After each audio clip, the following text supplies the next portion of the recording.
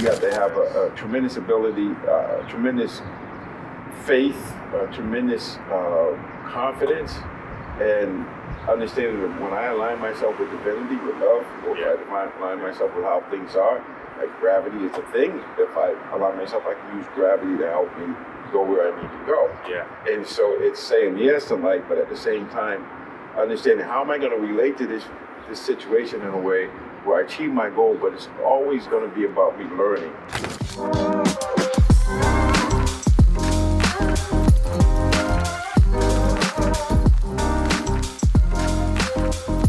Here outside El Segundo, it's a live podcast after some great breakfast, the good stuff. And what better place to have breakfast at than a name called The Good Stuff? Because we're going to get into some good stuff here. Yes. George, Mumford, and the main thing we want to talk about today is for the listeners to understand what is the most ideal way to get into flow state? I feel like it's something that everybody just throws around. They're like, I get into flow. But how do we actually do that? How do we unlock our flow state? So it's interesting because Csikszentmihalyi talks about this idea of you have challenges on that axis, and then this axis you have skills, knowledge, and experience, or I would say capacity. Your training and just continuing. Well, I would say your wellness. Let's just call it wellness. And with wellness, it's been my experience through my whole process when I decided to take responsibility for myself. It's about this idea of continuing to get more and more wellness. So you're building on it. So I started off with, I had some dysfunction, disability, which if it wasn't addressed, it would get to disability and death. So my whole thing was, okay, so I need to keep learning so that I'm getting better. I'm continuing to build wellness. So I have a wellness bank account. And this is because I used to work in the stress reduction clinic. And the idea of stress is, one idea of stress is, I mentioned stress and unlock fell down. That's a good one. Right on cue. One of the things that when we feel stress is because we perceive whatever is being demanded of us is beyond our capacity, or that check's gonna bounce. Right. It's not enough. So you got to continue to add to the wellness or well-being, and continue. When you keep going as far as you can go, it's not about getting to a certain point. It's about each day getting a little bit better. Keep continuing to increase that. So when you're doing that, if you're not engaging yourself in challenging ways, then if you become bored, or I say we spend most of our time between boredom and anxiety. So we're bored when our skills are high, but we're not challenged. And we're anxious when our challenges are high, but we don't have the skills. And so this whole thing, this paradigm that Csikszentmihalyi came out with, is the idea of our skills and our challenges have to be high. They have to be out of our comfort zone. So if you're not uncomfortable, that's why in the Mindful Athlete I talk about we have to get comfortable being uncomfortable. Sure. So to learn, we gotta move, keep moving, we gotta keep unlocking more and more. Yep. But what helps us unlock is the challenges and seeing things as challenges rather than seeing them as curses or the idea is why are we getting better? Because we can, and because it's joyful when you keep pushing and expanding your capacity, what you could do. And so continuing to challenge ourselves and to continue to develop wellness, I'll call it. So now when you get to the point where you're gonna have anxiety, but then you have a high state of arousal. So you gotta be in a high state of arousal with the mindfulness and with the continuity of effort and poise. Then you go from, and you might say, anxiety to high state of arousal to flow.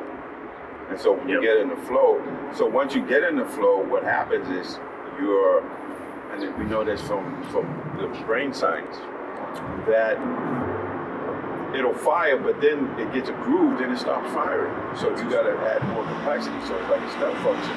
So you gotta keep pushing yourself out of your comfort zone and keep expanding your capacity as well as your challenges.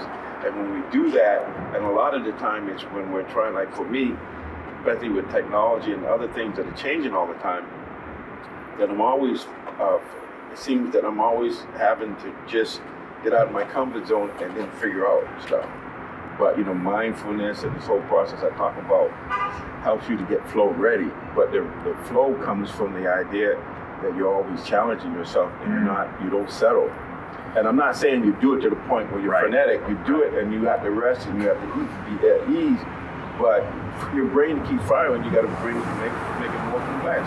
So let's say if you're learning how to, like let's talk about this. If you're learning how to do a podcast, you learn how to do an interview. You do it and you get pretty good at it. But then you got to keep bringing complexity into it, so you're challenging yourself. So you say, okay, so I just asked a basic question. So now I'm going to get to the point where instead of going on the script, I'm going to let my inner wisdom say, okay, let's go down this, let's go down this thing. Or I know I had planned to do this, but we got it going. And so the flow is just knowing where to go and knowing how to be. So good. So one of my favorite feelings in the world, it's getting a great night's sleep on cozy and comfortable sheets and blankets. And for me and my wife, that is absolutely Cozy Earth. Cozy Earth, more comfortable than cotton. It's made from bamboo. And get this, it has been featured on Oprah's favorites list. Favorites list for the last 4 years in a row. They even give a 100-night sleep test. It means you can try them out for 100 nights, and if you don't like it, you get fully refunded. It's high quality, so cozy, so comfy, you won't want to get out of bed. And now I teach people to just jump out of bed. But with Cozy Earth, you ain't going to want to get out of bed. And what they're doing for my listeners is incredible. Never been done before. 40% off. Are you kidding me? 40% off? If you go to Cozy Earth, COZY Earth.com and enter the code DavidNurse40 at checkout, that is DavidNurse40, you will get 40% off the best covers, the best sheets you've ever had in your life. Trust me, you will absolutely love these. You'll probably be sleeping in the next time I do a podcast. Check them out, CozyEarth.com, DavidNurse40 for your special discount. So how do you get to, all right, how would an athlete or a performer at a high level step into an arena or into a boardroom meeting and be able to call up their flow? So flow is developed through the continuum of challenges, skills, you got your wellness bank, but is there a way that, like, hey, I've got the most important meeting of my life, I have got to get in my flow state? Yes. Yes. The trick is not to try to get in. I know that is the trick. Because you try to flow, you don't go. Then it's so fortunate. Yeah. But here's the thing. But you make yourself flow ready. Flow ready. You do all of the. So you got to master the basic fundamentals, whatever they are. Yes. And then you got to keep training so that you master those fundamentals. Yes. And so then when you get to the place, you got to allow it to happen. So it's like you form the intention and then you allow it to happen. And so you're trying to make it happen. So in my book, I talk about, the art, Zen and the art of archery, and when it shoots, and I talked about that in the Mindful Athlete with Kung Fu, the Kung Fu character, Kwai Shai King.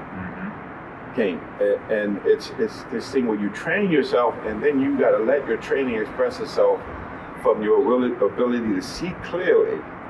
And then when we see clearly and we're coming from the silence, there's a creativity. That's just called flow creativity. Yep. Creativity and the wisdom that comes out of that silence.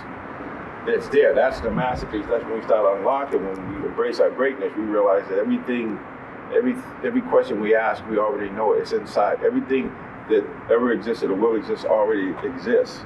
So now we're talking about quantum mechanics, where, when the collapse of the wave function, you have all of these waves of possibilities. But then with intention and attention, and I would say consciousness level, we're able to collapse that wave function, and that's it right there. It becomes a particle.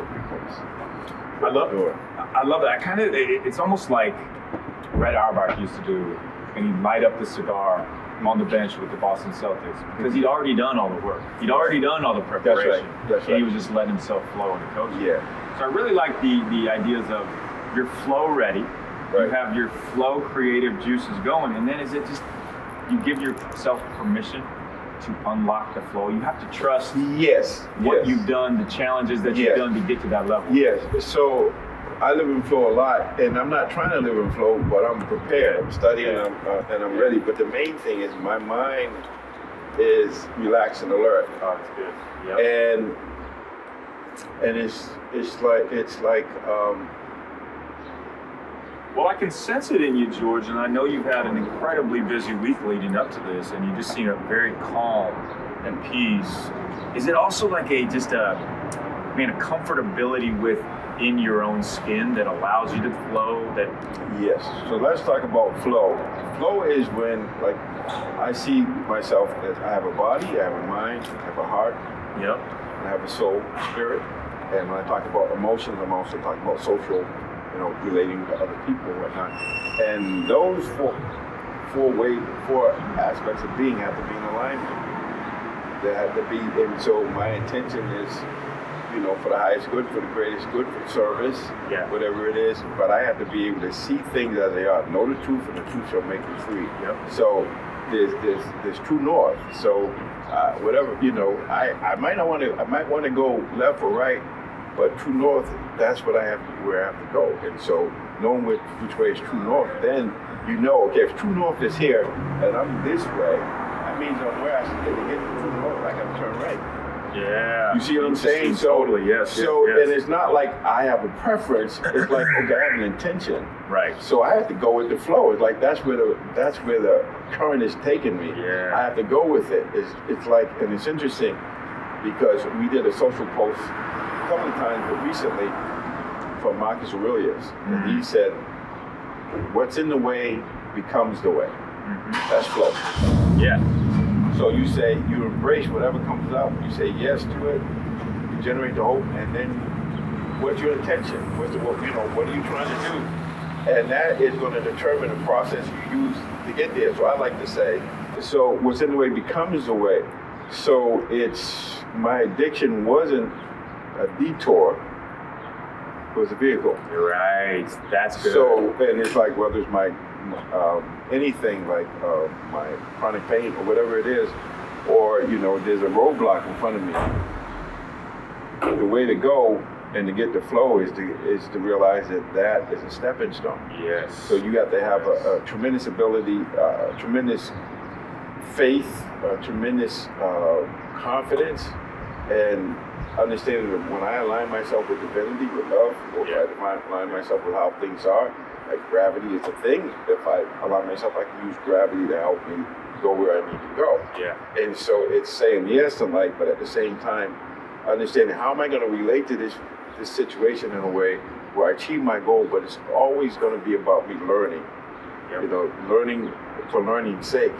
And so when that happens, like for me, so I learned for learning's sake, but then I was learning the love and the love of learning.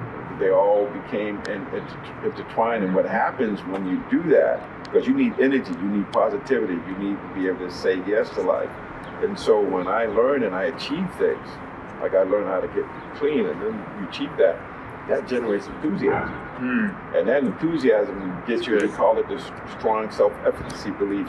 So you get to the point where you say, not that I don't care, but whatever happens to me, I get to choose my response. If I can create space between stimulus and response, and in that space I have the freedom and power to choose. And so that's what it comes down to, is like, okay, how do I relate to this situation? Something happens, and we get to interpret what it means. There's no fixed way. Right. So if I have a half empty glass that is half full with water, if I see that as half empty, then my vision is going to be like this. I'm going to be in survival mode, and I'm in growth mode. And you can only be in one or the other. You can't be in growth mode and survival mode at the same time. So one way is to have the glass half full, to come from abundance, to come from, there's a way here. I just got to figure it out. But the best way to figure it out is from the inside out. Okay, so what I'm about to tell you is going to literally blow your mind. It did mine. For a month now, I have been trying out GoExec. I'm going to tell you what this is. So just to preface, I always look for the extra added advantage, the 1% edge. And usually it's something physical or, it's something mental, but I've never found the balance of the two.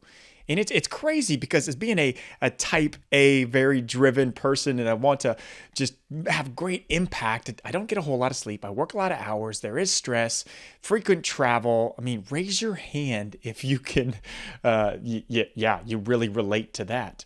But what GoExec is doing is the mental and physical balance. Now, they bridge the gap between mental health, physical health, high quality, scientifically formulated nutraceuticals.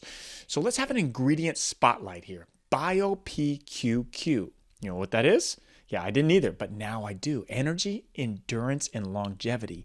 Scientifically shown to slow the aging process, increase energy levels, and improve cognitive function.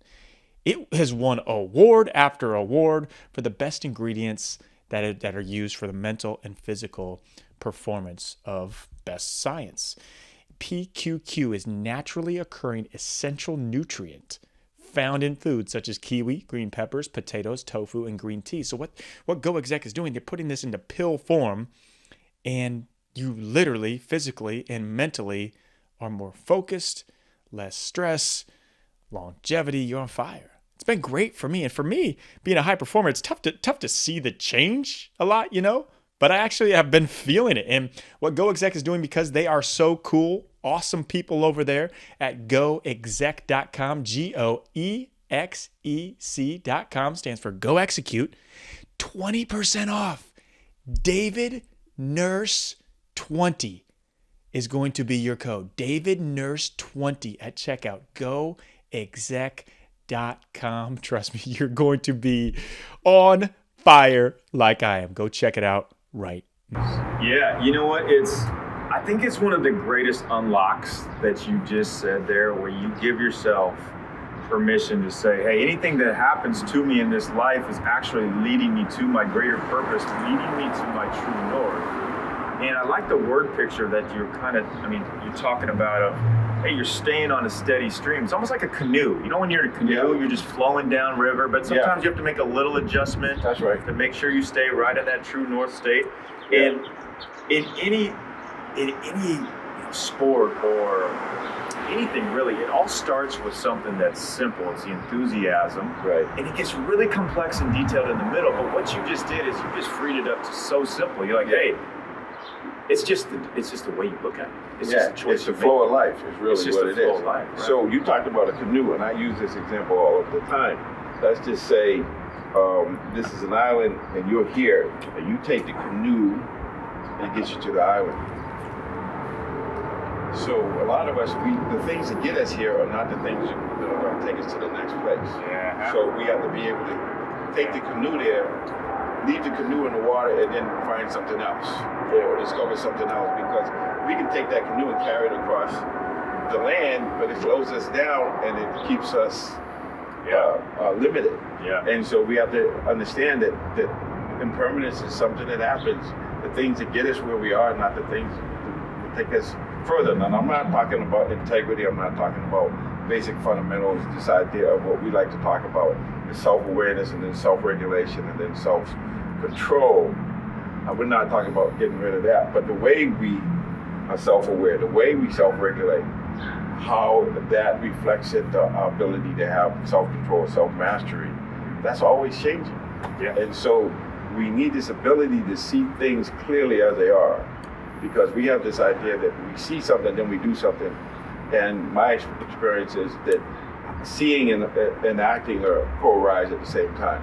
Yeah. So it's like not even a hair's breadth in between. When we really see clearly, like I said, that creativity and that wisdom comes out of us, but a lot of it could be just our training. We train for this, and so we just let the training take over. But the mind is what hinders us, prevents us from seeing things, or prevents us from unlocking. So we have to get our minds have to be open. But when you're open, because here's the thing that we don't talk about, when we have freedom and potential, one side of the coin is freedom and potential. The other side is anxiety and uncertainty. So when we do this, we have to deal with the anxiety of not knowing. And so when we have the strength, we can embrace that unknowing, and it becomes a way of knowing. If You get my drift? I think uncertainty is the biggest fear for people, not because they're afraid of it. If I tell anybody when they're going to die, they're not as afraid of death because they know when it's going to happen. Right. So it is I think it's so interesting how you... But let's just talk about the uncertainty for a minute.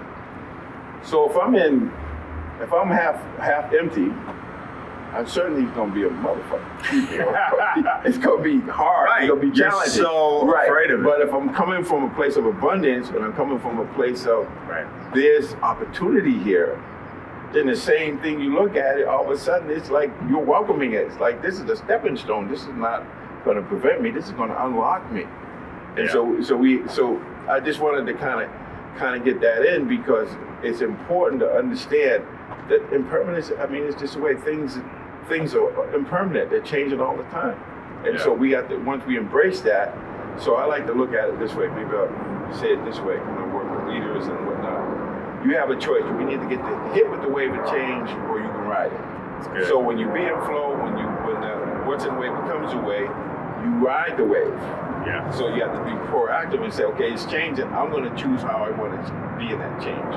I'm going to choose something that happens to me. I get to choose my attitude, how I want to relate to it. Yeah, I think that's really important that because people would look at, and myself included, of like, how can you get into this state every single time the same way? But there is never the same way. It's never the same way. And that's a big unlock. It is a different door each time. Yeah. But you gotta have the awareness. Right. And let things speak to you in its own language. And wisdom begins in wonder. So if we have this willingness to see things as they are, not as we would like them to be, and that happens so fast, we have to catch ourselves and get into this place where we just have mirror mind. We just let whatever's in front of us be reflected, and then once we can say yes to that, now we can work with it. So I've talked about the 4 A's. It's probably a good time to talk about it. So awareness is like mirror mind. So you're aware of this thing, but it could be fear, it could be joy, it could be whatever it is. And then the second thing is the acceptance of it. Now the acceptance, it sounds simple, but if you don't believe it, you won't see it. You see people now, they have a belief in whatever evidence they get, they don't let it in. And unless we consent to something being true, it's not true. That's why true north, don't put true north, it's not personal. Okay, so this is it. And so you accept it. Once you accept it, now the compassionate action comes out of that because you see it. So I would say good actions need good images. Great actions need great images. And so being able to say, see it, accept it, then compassionate action, and that comes in where that silence is a knowing. Some of the stuff we already know, we train for, that's great, but the unknown, we got to be able to open to that, embrace it, and see it as a teacher, see it as a door we walk through, that anxiety. And that's what Kierkegaard called, Soren Kierkegaard, going back to 1846. Sure. He called it the alarming possibility of being able. But awareness. And that's what happens when I say something like the alarming possibility. You said the alarming too, right on cue, right? Possibility of being able. That's the universe saying, amen, George. You're right, on, brother. I'll tell you, it's alarming. Oh, okay. You want to finish up the last two of the 4? Okay. So we got awareness, acceptance, then we got the compassionate action. Yep. Just knowing that has to be predicated on what your intention is. And then, I like to say, a lot of times it's about knowing yourself. It's challenging to say, well, who am I, whatever. But if you do something and you want to do something, who do you need to be to do it? So let's say love. If you want love, you got to be love. If you want peace, you got to be peace.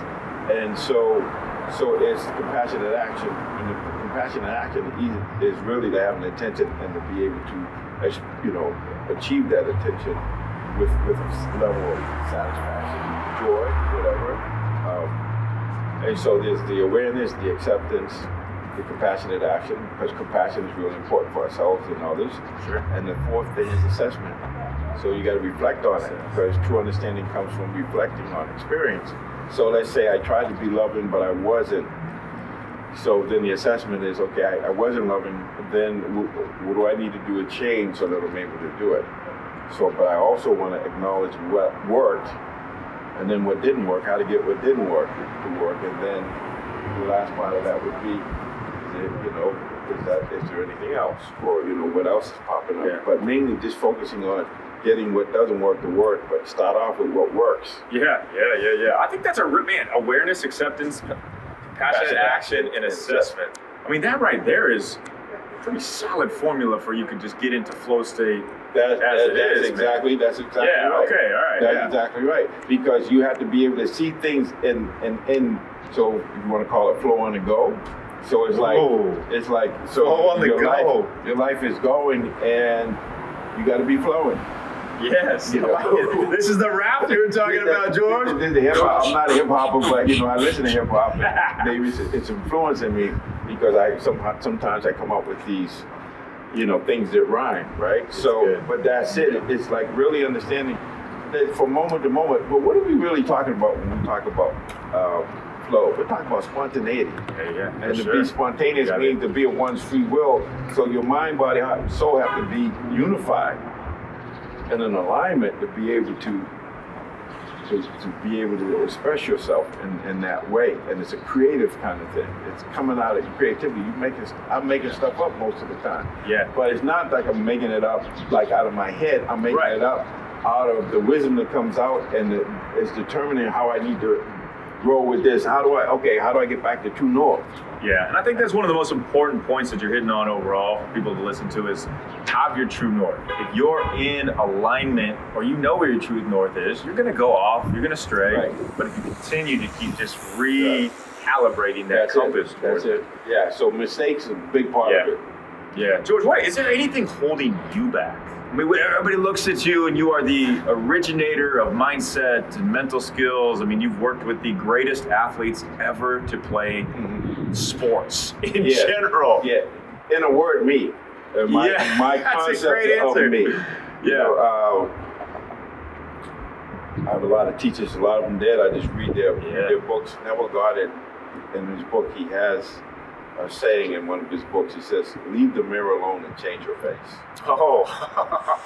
So you got inner work. And Michael Jackson talks about the man in the mirror. So it's really about if you don't like what you're seeing, then you got to change how you're being. Yeah. See, because what you see is what you are. Yeah. This is Emerson. It's a quote from Emerson that talks about that. But it's like what gets in the way. It could be. I call it the 5 hindrances, but it could be fear, doubt, insecurity. It could be wanting something too much, and so I'm gonna be challenged with that. So sometimes I can be unlocked, and there's other times I'm gonna be locked. And the only thing that I really have to be concerned about is knowing when I'm unlocked and how to knowing when I'm unlocked and knowing when I'm unlocked and knowing when I'm locked up, or I'm not unlocked. And just knowing that without judging it, and then developing a way to get unlocked. Yeah, I think that it all comes back to just the awareness of you're aware of when you are locked. Right. And then you've done so much work that you know how to get right out of that. Yeah, but the first thing is to be aware of it. Yeah, the awareness is everything, man. I think awareness is everything. Yeah, so once I'm aware, and sometimes how do I know that I'm locked up? Because something's missing, or I don't feel that feeling. Yeah. I don't feel so energized, enthusiastic, and it could be because something happened in my life. It could be something I lost, or some frustration, or it could be some old stuff that got stirred up, and the emotions, the emotion of sadness, whatever. But still, if I can embrace it and make space for it, then it becomes a stepping stone, not a roadblock. Yeah, but I think it's so beautiful that you put it in this book, Unlocked, and I've listened to it and know these different tools of just understanding effortless effort, the affirmative awareness, that we're a masterpiece within, we're continuing to chisel ourselves to become that masterpiece, is knowing you have, when you feel locked, come back to the book, flip through it, you'll find something that'll help you unlock it. So just, you know what? This is my life. This is what I do. Yeah. We need to have this like pocket size so people just put it in their pocket, put it in their wallet. All right, George, this is amazing. I'm gonna ask you some rapid fire questions, whatever comes to your mind on this, and then George, obviously you've worked with Jordan and Kobe. What makes MJ different? I'm sure you've heard this question a million times, but is there something that people haven't heard, or something that really just made him like, why was he so different? I'm going to give you my answer. BJ Armstrong, his point guard's a good friend of mine. So BJ told me, it's like it wasn't about that he didn't, liked to lose or that he loved to win, but he was just so obsessed with competition. You think that has something to do with it? I think he vibrates at a different level. That's, I think his consciousness level and his ability to be self-aware and self-regulated. Yeah. See and then the self-mastery. So when I was working with him when he came back in March, I think it was 95. Yeah. And the team comes to Boston, and we would, they'd have this film with the coaches. The coaches would leave, then I'd work out with the players, and I'd do some kind of mind-body modality. We'll do awareness and breathing, but we also might do some Qigong or we might, think we'd do a sun salutation or something like that. And so MJ had hurt his finger, and he had the stem on there. I said, "Oh, MJ, you don't have to do that." He said, "No, I'm doing it." So it's like, so if you ask him to do something, he's going to do more than you ask him to do, and he's going to push himself. So he was good at being comfortable, being uncomfortable, but his will to win. I'd say that was the main thing. But his consciousness level, his ability to focus. We talk about genius as being this ability to know what to focus on and sustain the focus. Yeah, focus with flow. I think That's it. Yep. And so he got to the point, and I think his energy, in the context of the teaching of the Buddha, we talk about right effort. And the right effort just starts off with just having enthusiasm, get through lethargy. And then there's a persistence. And then when you persist, you get to this invincibility where you have access to tremendous energy. And I think that would describe him, because you hear the stories, Magic in the when they had the special on the green team. Yeah. He said Michael could stay up, play cards, play golf. He has access to that energy. So I think when you train your mind and you overcome adversity and you change roadblocks into stepping stones, you have access to this energy that is not like the energy of, they call it entropy with the universe. It's like wearing down. There's another energy that goes beyond, it's not linear, it's non-linear. And you have access to, it's like a portal or like a worldwide, it's like a node you can connect into. And that has a lot to do with how we think, how we feel, how we behave. But him seeing himself as he has to be challenged. That's why he continuing to challenge yourself, like you talked at the start. Yes, we call it killer instinct on some level. Yeah. But he's always competing. He's always practicing, being, pushing himself and challenging himself. Oh, that's interesting. Yeah, because I've never even thought of that. Like I figured once they get to a certain level, they can just command it and have it on call. But it's a continued expanding. It's continuous. Life. Like I'm going to learn until the time I die. Yeah. So from the time I wake up to the time I go to sleep, I'm looking and just learning and figuring out where the rhythm is or finding my own flow. If it's coming from me, I have to be myself like he has to be himself. And for years I used to say Kobe Bryant is the closest thing to MJ, but then Kobe got to a point where I said Kobe's his own thing. Yeah. So I've been lucky enough to work with both those cats, and it's like and seeing them at different times. I saw Michael, near the end. I seen Kobe from the beginning, and it's just my job is just to help them be more themselves, and so I can't take any credit for anything I do with anybody. I can only take credit for what I do, and it's their effort. But you can have the teaching, you can have the way to go, but if you don't make the effort, you won't get the flow. And so I talk about when you embrace yourself, that means you'll find the flow, but the flow has to be your flow. So even though it's out there, I would say what's out there is a reflection of what's in here. So when you find yourself and you let go, then that creativity, that spontaneity, and that wisdom of knowing, even though we don't know why we should know, it's non-linear. You can't really capture it. You can't put it into a study. It's just, it's a part. So there's the known and the unknown. That's why I talk about that quantum physics, or this idea that everything that ever was or ever will be already exists. But how do we create the situation where the wave function collapses and we have that experience? What an amazing blessing to be the person that Jordan and Kobe, they look to. You say, hey, I can't take any credit, but they're coming to you for a reason. And man, I can see it. You have this calmness, this peace, and just extreme wisdom about you. So, man, I can obviously see why they are as great of mindset just dominance as they were. Well, I'm just being myself, and that's possible for everybody. Yeah, I know. Yourself is at a higher frequency than other people. Well, no struggle, no swag. I've been through I had a lot of swag moments. Yeah. Hey, is there anybody from history that you look at as like, hey, this is somebody I would have loved to have met. This is like the most mindset down how person. can you so many. I know. Frederick Douglass, especially when I'm talking about speaking and whatnot. Sure. Well, Jesus and Buddha would be pretty good. Not bad. And Muhammad, they would be super. Yeah. And Marcus Aurelius. I mean, there's so many people, but here's the thing. I think all of these great people, all of them are saying is, and this is the thing, if we talk about the teachings of the Buddha, he talks about this idea of awake, or we have there's a path to awakening. And Jesus Christ is saying you can do what I can do.